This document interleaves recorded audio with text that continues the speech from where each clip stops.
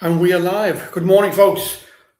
Fantastic Monday morning. Welcome to a fantastic Monday morning. Hope you all had a great weekend.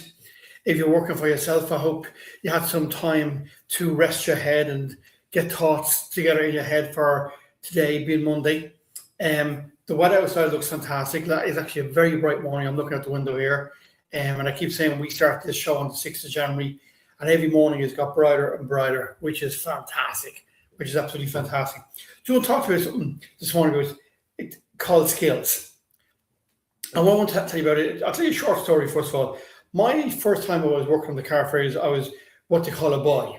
Well, I was a boy, but the position was a boy, okay? And my job was in the canteen. And my first day on the job was cleaning off all the tables in the canteen and making sure the place was spotless. And because it was summertime, the car ferry was very busy. There's queues of people in the canteen and all these long lines of people, and they can't eat unless they have knives and forks and plates. And in the wash area was an old chap. Now I say old, he was old when I was there. So Jack is long gone now. Jack was the man who did all the cleaning up and the washing. He said, make sure you keep the plates flowing. Make sure you keep the plates flowing. I'm saying goodbye to my grandson. He's off today now to work. Off today to his granny. So Jack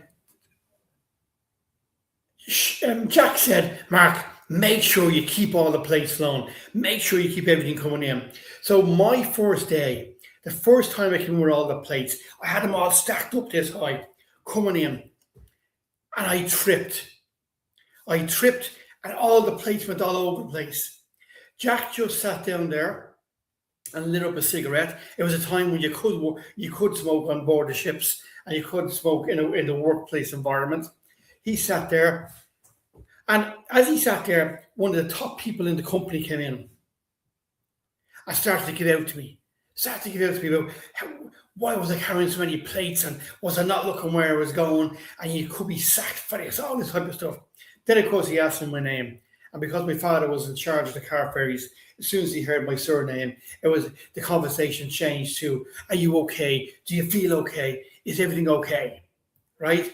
And it just showed you how powerful a surname can be. But one thing it showed me was, in any job, you have to have a skill set.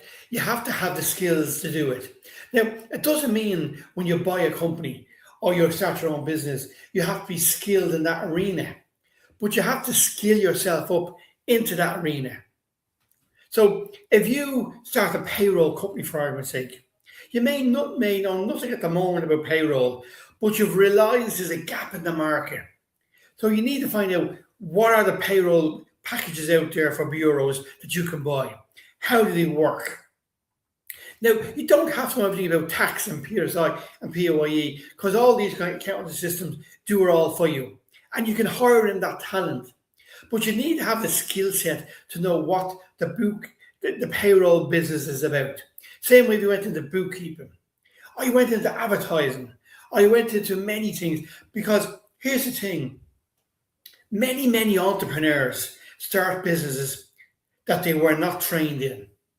They start businesses that they are not trained in. And that's important to remember that.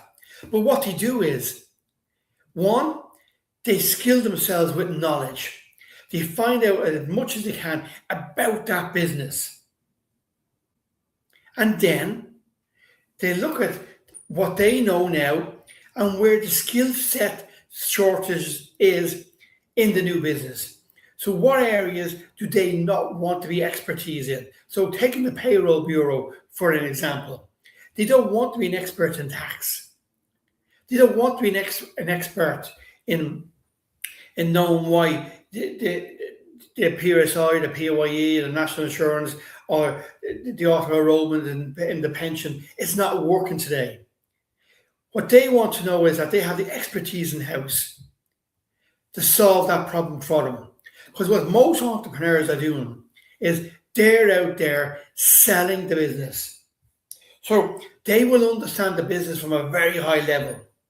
They will understand that they start the payroll bureau, that they can help take all the hassle of you doing the payroll every week, of you working out all the calculations.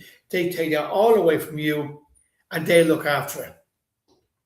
So what the entrepreneur has to be good at is understanding from a high level what the business is about, but also having the skill and the knowledge of certain elements of the business. So if someone does say auto enrollment for pensions doesn't do that, the entrepreneur will know, yes, it does. Actually, it does do that very well, and here's why, and here's how we do it, and here's reports that we give you every week or every month. So you have to be skilled in that area of business. Same way as if you buy a business or you do a management buy-in, maybe you're working for a company for a number of years and you decide this is a business you'd like to buy. Maybe the managing director, he or she is now retiring, and there's an opportunity for you and your management team to take over the business. But maybe you're the sales director and you never really got involved in finance or marketing. Or maybe you're the finance director and you never really got involved in sales or marketing. But if you're going to buy the business, one thing you're going to have to skill yourself up to is to have a full knowledge of how the business operates. You need to have that skill set. Now, it does not mean you have to have a master's in marketing, and a master's in sales, and a master's in finance. What it does mean is you have to know how all those things work and work together. Because if something isn't working well, you need to be able to see it before anybody else.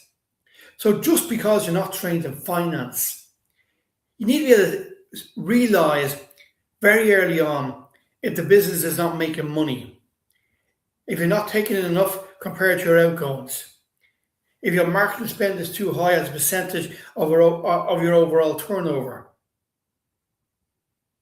You need to, or even maybe your gross margin is too low, or maybe the markup on the products is wrong. Maybe you're not making enough of the products. But you need to have the skill set to know what is not working.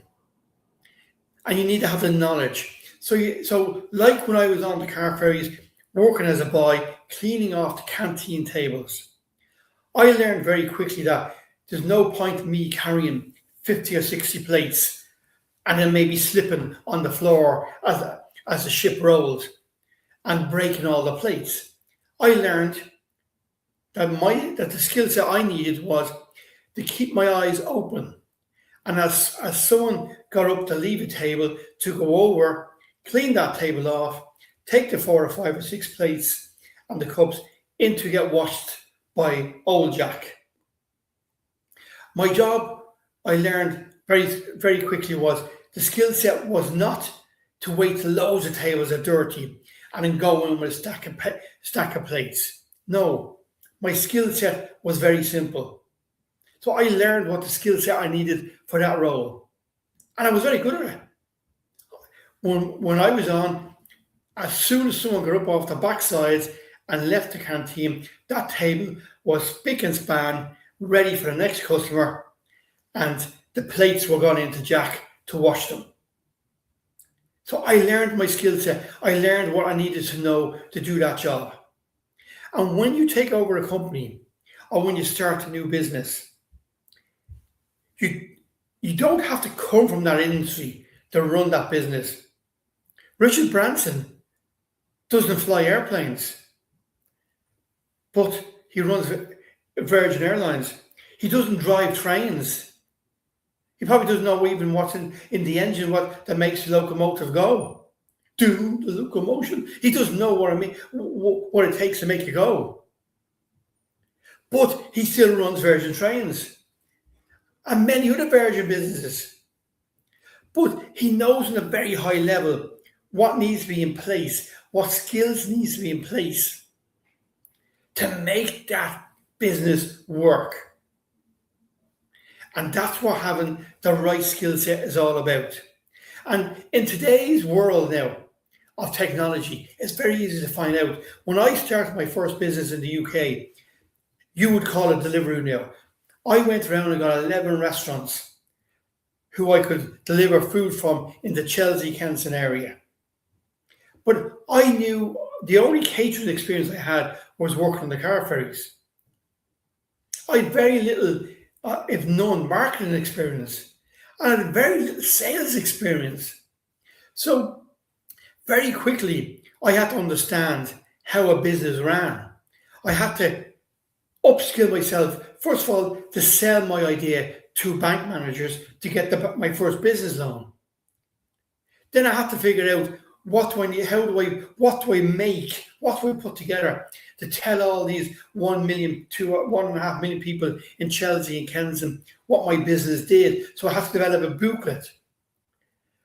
But before that, I had to go around to hundreds of restaurants to convince them to work with me. And I finally got 11 restaurants to work with me because this was a whole new concept then. Some restaurants, yes, did their own takeaways, but there was no one out there doing what Deliveroo do now then. And I was one of the first. So I had to upskill myself in sales. And there was no YouTube, there was no internet. So I learned on the job. I learned from my mistakes. My skills got better from my mistakes. And I made a lot of mistakes going out to banks and trying to present. But every time I went to a new bank to look for finance, I changed my approach based on what I think I did wrong the last time. Now, I was only 22 years old. So, and I didn't have a mentor.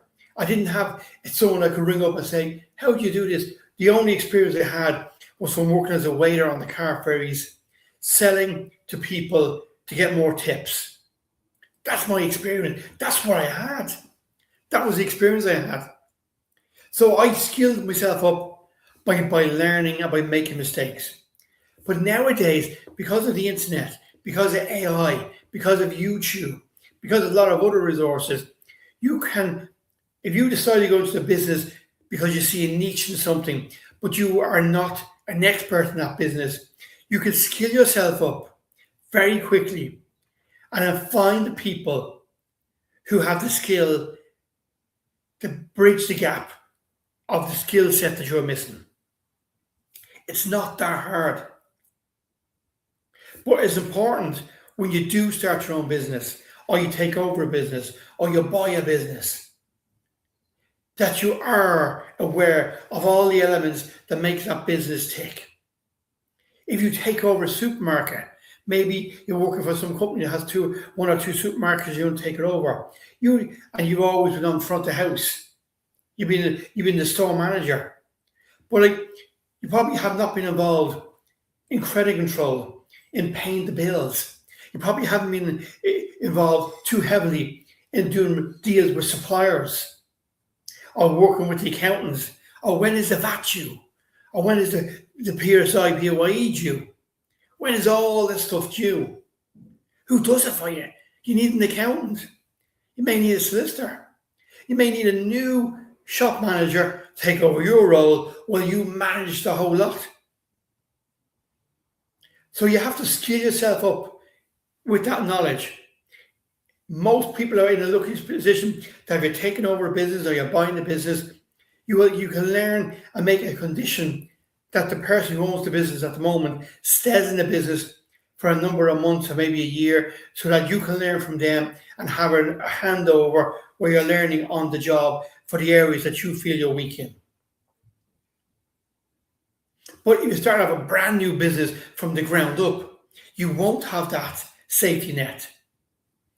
So you have to go out there and find the information. So make sure, if you are starting a new business, or you're taking over a business, or you're buying a business, or you're doing a manage and buy in or manage and buy out, just make sure and do a test on yourself. What areas of the business do you know nothing about? And do you have the skill set to skill yourself up to understand those areas? If the answer is no, then you have to buy in that skill set and make sure you do, because that skill set is very important for you to grow the business and make it successful. So no matter what your skill set is at the moment, if you apply yourself, and because it's your own money on the line, if you're buying the business or starting the business, it's your own money on the line. You will make sure very quickly, you'll be forced to make sure that you have the skill to understand how the whole business works as an entity, and then you're going to bring your skill set to the area that you believe that you're the strongest at, which could be sales, could be finance, could be marketing, could be social media, could be anything. But don't be slow in finding and applying the skill set where you're lacking. If you believe you're not going to understand social media very well, you're not going to get up to speed on how to do the marketing there, that you can understand it from a very high level, but you're not going to be able to put the ads together yourself, you're not going to be able to design them, you're not going to be able to post them up there, you don't know how to set the budgets, all that type of stuff.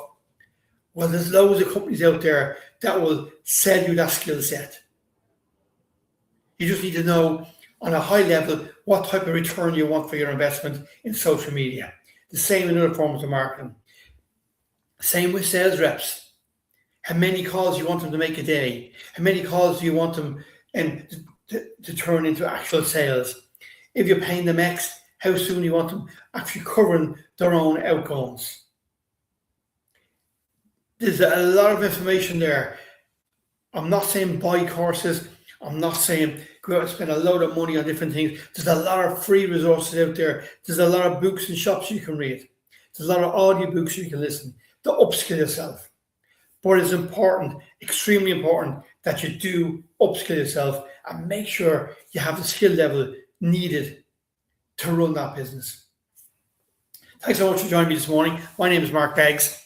If you want to contact me, very simple. It's markbeggs@gmail.com. If you want me to help you in any way in your business, you want some advice, some mentoring, or you want one of our crisis management workshops and you want more information on it, it's very simple. All you have to do is buy me a coffee and we can have a discussion over about 45 minutes of how I can help you. It's that simple. And all you have to do is reach out to me on markbeggs@gmail.com. And don't forget, we're live on Instagram, Facebook, YouTube, and TikTok every weekday morning at 7:30 a.m. If you've missed any of our shows, all our past videos, all our past stuff is up there on YouTube. Since we've been doing this show since the 6th of January, so we have a lot of shows up there. We've a fantastic interview coming up with a female entrepreneur that's going live probably tomorrow morning. So do make sure you subscribe to our YouTube channel or follow us on TikTok, so you get a message that we put up something new. That's important. And if you're on TikTok, do hit the like button. I really appreciate it, because TikTok can spread the word. If you listen to us on YouTube or any other channel, make sure you're following us. It costs nothing, absolutely free. Make sure you're following us, and you'll get a message every time we post something free or we put up some new stuff that may help you in your role as an entrepreneur, a team leader, or running a business. So for everybody on our other socials, we're going to say good morning and have a great day. Have a great Monday.